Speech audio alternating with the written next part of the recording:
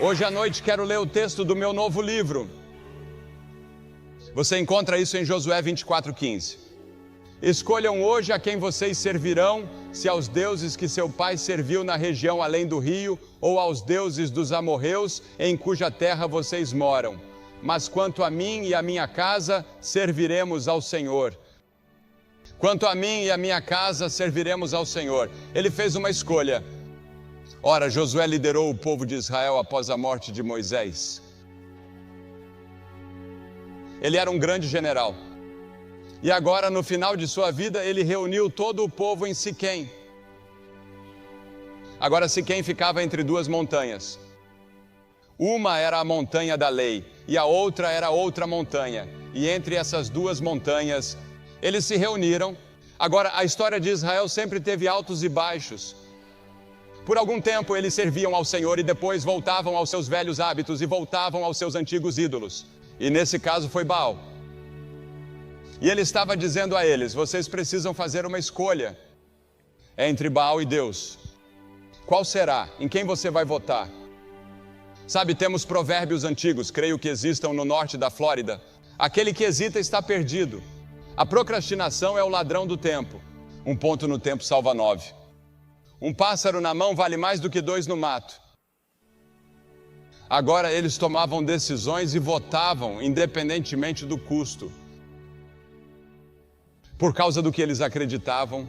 E Josué disse: estou reunindo minha família e vamos votar em Deus. Vamos servir ao Deus vivo e verdadeiro. Exteriormente, os seguidores de Deus, mas no fundo de seus corações eram idólatras.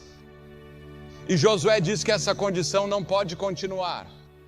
Você deve decidir se vai adorar esses ídolos ou se vai adorar o Deus vivo. E eles precisam decidir imediatamente.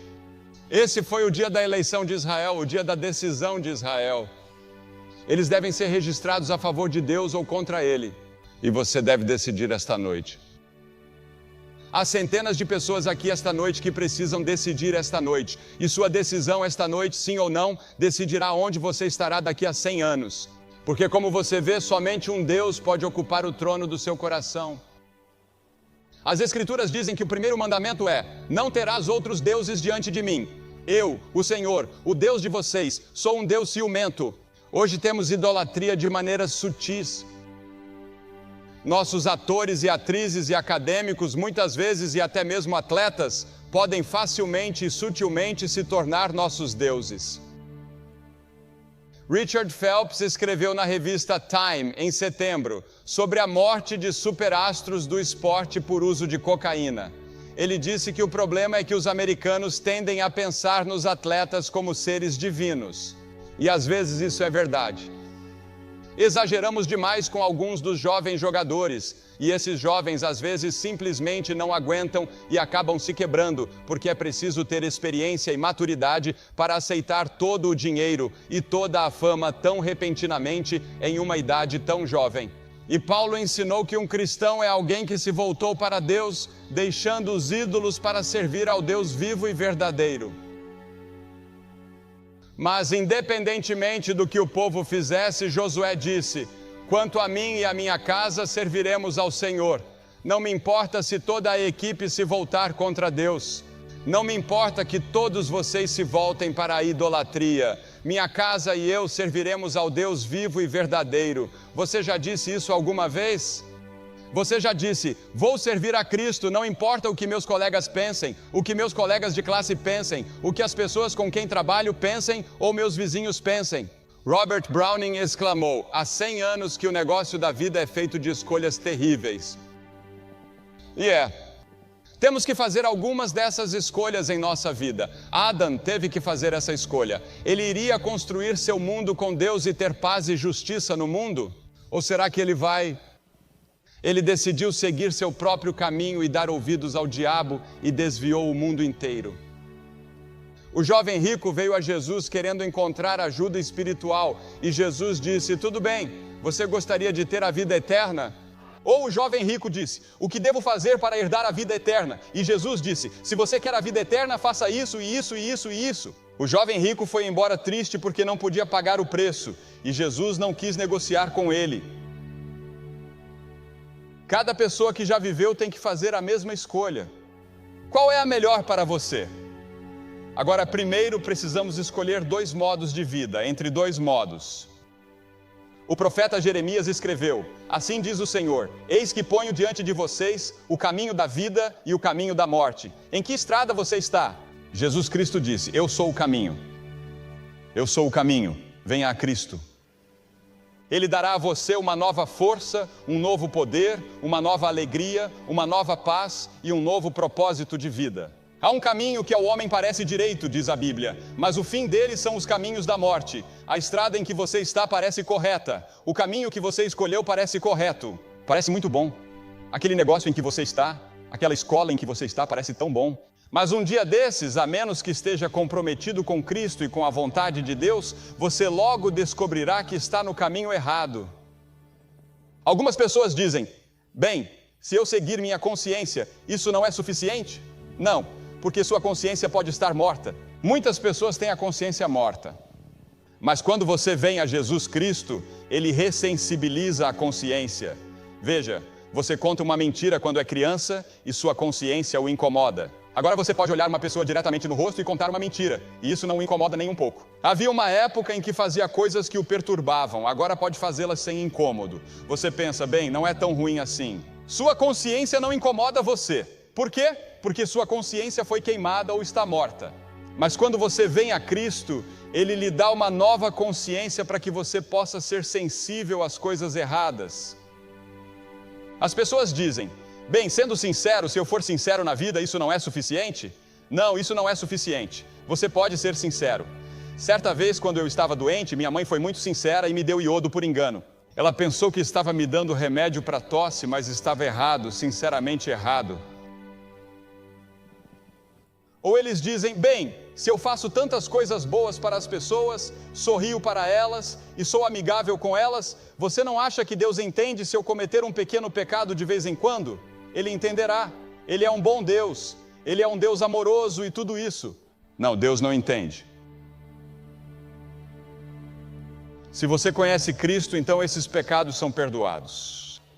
Mas você sabe, não somos salvos por nossa bondade e nossas próprias obras, certo? Venho de um país, a França, onde muitas pessoas pensam que são salvas por suas boas obras. Isso lhes foi ensinado desde a infância como parte da religião. Mas você não é salvo por boas obras. Você é salvo pela graça de Deus, pois é pela graça que somos salvos, por meio da fé, que não vem de vocês, nem das obras, para que ninguém se glorie. Se eu fosse salvo por minha própria bondade, chegaria ao céu e andaria por lá, me gabaria e diria: veja o que fiz para chegar até aqui. Eu era um bom menino. Mas todos nós somos pecadores, nenhum de nós merece estar no céu. Deus diz que devemos ser tão santos quanto Ele, não posso ser tão santo quanto Deus. O que ocorre? Cristo veio, morreu na cruz e derramou seu sangue para me proporcionar uma santidade que eu não tenho naturalmente. E Ele fornece uma roupa, um tecido de santidade para mim e uma justiça que não mereço. Depois há quem diga: bem, me reformei? Sim, você pode reformar o resto de sua vida, mas não é só isso. Você precisa vir a Cristo, entrar pela porta estreita e andar pelo caminho estreito. Portanto, você tem uma opção. Você precisa votar em uma vida ou na outra. Qual será? Uma vida de entrega a Cristo como Senhor e Salvador, ou uma vida em que você se entrega a si mesmo e a seus próprios desejos, prazeres, luxúria, ganância e ciúmes? E então você terá que escolher entre 2 mestres. Jesus disse: ninguém pode servir a 2 senhores, porque ou há de odiar um e amar o outro, ou se apegará a um e desprezará o outro. Você não pode servir a Deus e ao materialismo. Precisa fazer uma escolha.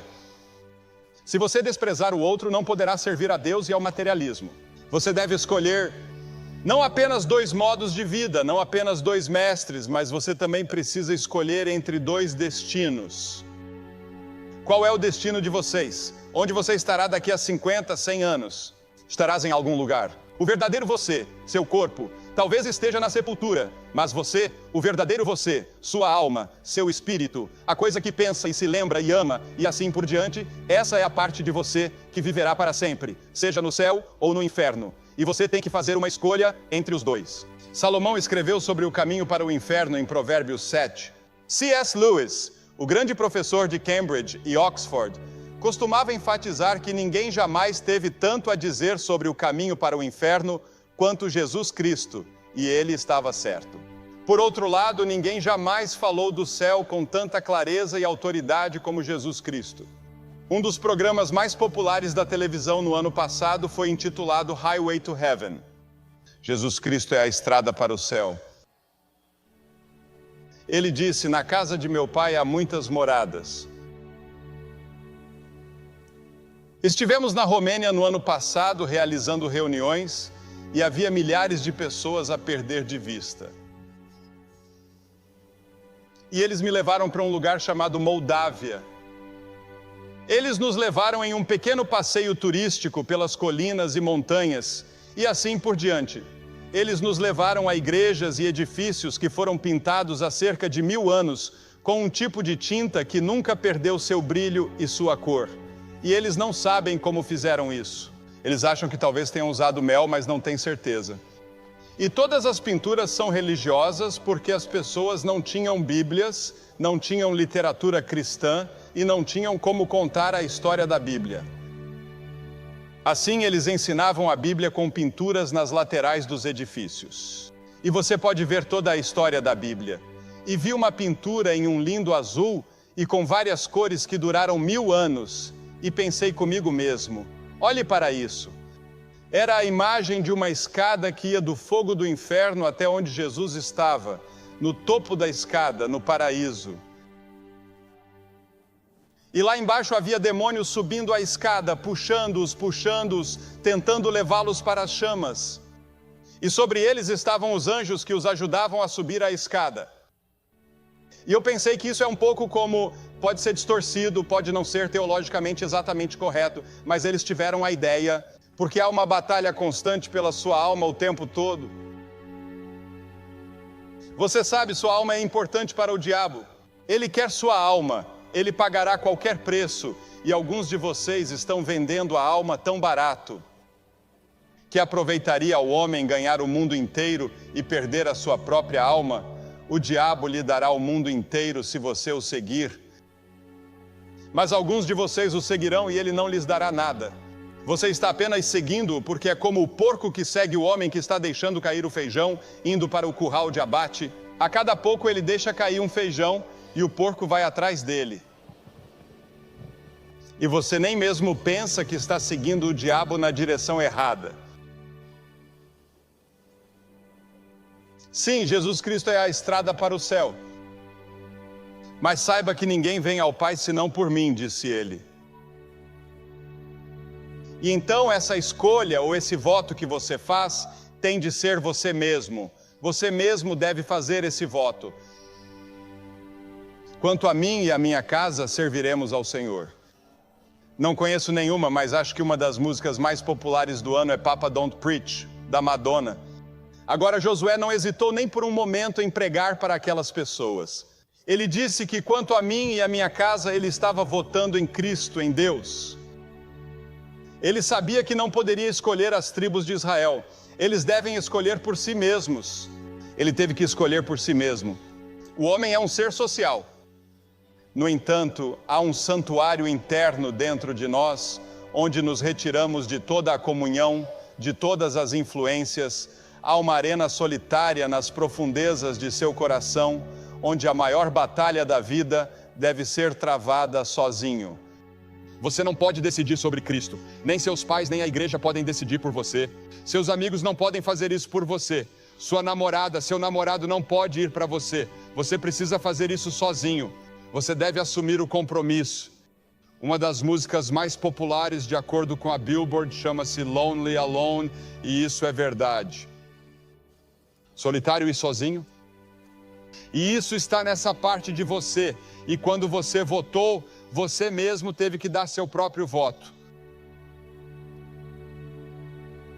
Moisés disse: chamo o céu e a terra para registrar neste dia o que eu disse diante de vocês: vida e morte, bênção e maldição. Portanto, escolham a vida, você escolhe a vida para que você e sua semente possam viver. Isso afeta as gerações futuras, isso afeta seus filhos e seus netos. Uma decisão que meus avós tomaram anos atrás afeta a minha vida hoje. Lemos que uma geração antes Moisés havia escolhido Cristo. E o escritor de Hebreus relata como Moisés, considerando o opróbrio de Cristo, tinha mais riquezas do que todos os tesouros do Egito. Ele poderia ter sido o chefe de comando dos exércitos do Egito ou o faraó. Toda a educação e toda a riqueza do Egito eram dele. Ele deu as costas a tudo isso para sofrer com o povo de Deus. Ele escolheu Deus. Quem você está escolhendo? Em quem você está votando? Escolhendo antes sofrer a aflição com o povo de Deus do que desfrutar os prazeres do pecado por um tempo. Ah, sim, o pecado dá prazer por um curto período, mas logo acaba. A ressaca chega e não há nada que você possa fazer a respeito.